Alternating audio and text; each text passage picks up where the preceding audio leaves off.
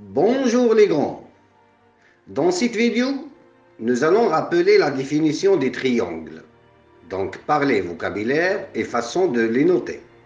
Puis découvrir leurs diverses particularités. Le triangle est une figure de base de la géométrie. Son nom est clair. Il a trois angles. Certains ont des caractéristiques remarquables, comme les triangles rectangles, les triangles isocèles ou équilatéraux. Mais la plupart sont seulement quelconques.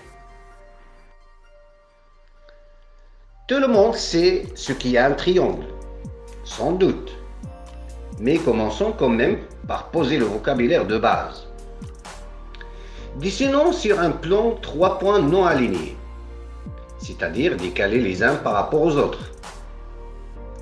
Alors, pour mieux les voir, nous les avons représentés sur la figure suivante par les trois croix.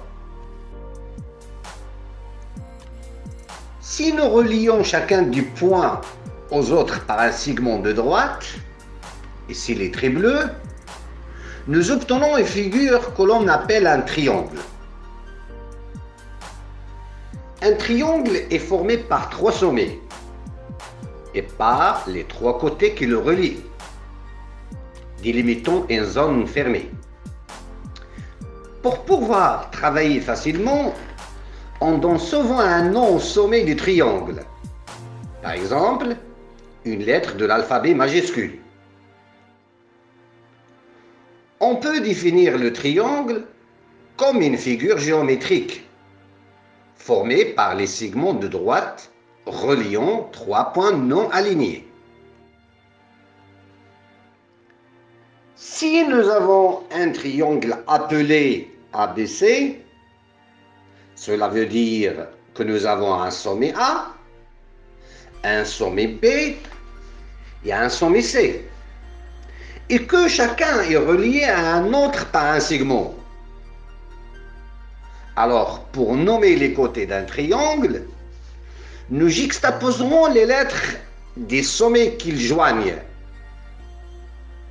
Cela veut donc dire que pour un triangle appelé ABC, nous aurons un côté nommé AB, un autre AC et le dernier BC. Passons aux propriétés du triangle.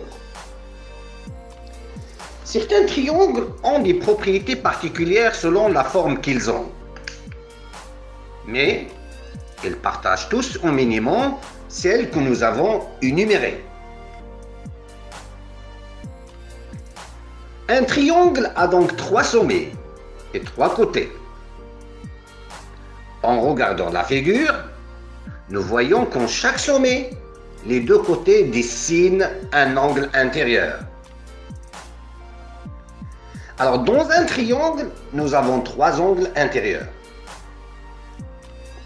Et au passage, nous comprenons mieux ce nom de triangle. Tri veut dire trois. Nous retrouvons dans le nom triangle l'idée d'une figure géométrique à trois angles.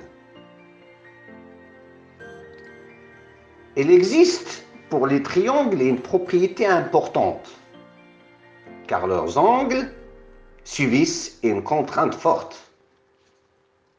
La somme des trois angles d'un triangle vaut 180 degrés. Ça veut dire, si on fait la somme de l'angle A plus la mesure de l'angle B plus la mesure de l'angle C, on obtient 180 degrés.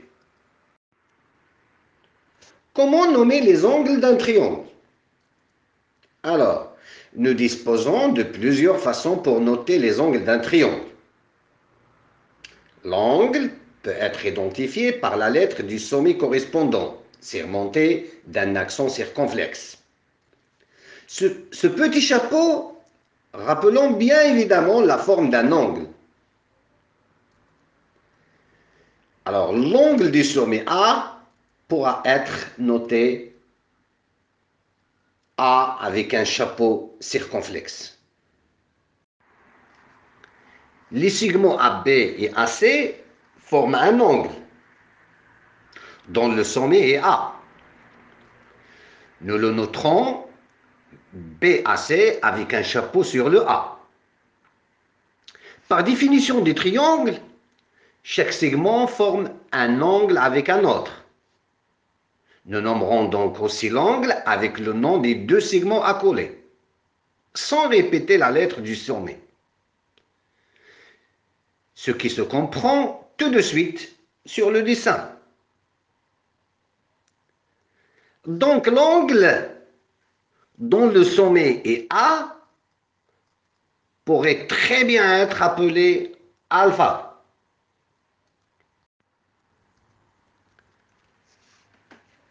Passons maintenant aux différents types de triangles. Donc, selon la mesure de leurs angles ou la longueur de leur côté, on a donné à certains triangles un nom particulier. En voici quelques-uns. Commençons par le triangle quelconque. Comme nous l'avons dit, la plupart des triangles ont leurs côtés tous différents, et leurs angles aussi. À ces triangles qui n'ont rien de caractéristique, on donne le nom de triangle quelconque. Le deuxième type, c'est le triangle rectangle. Donc, un triangle rectangle a deux côtés qui se rencontrent perpendiculairement. Elle est donc caractérisée par un angle droit, un angle de 90 degrés, que l'on représente par un petit carré. La somme des deux autres angles du triangle égale à 90 degrés.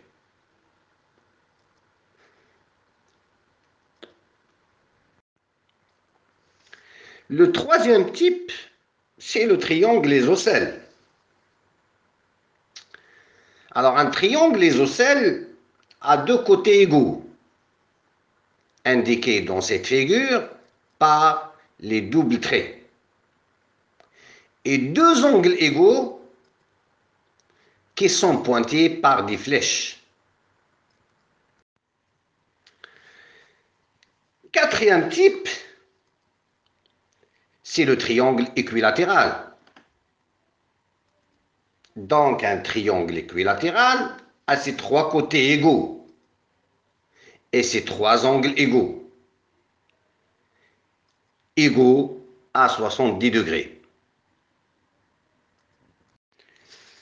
Pour terminer, je vous laisse de reproduire ce chien,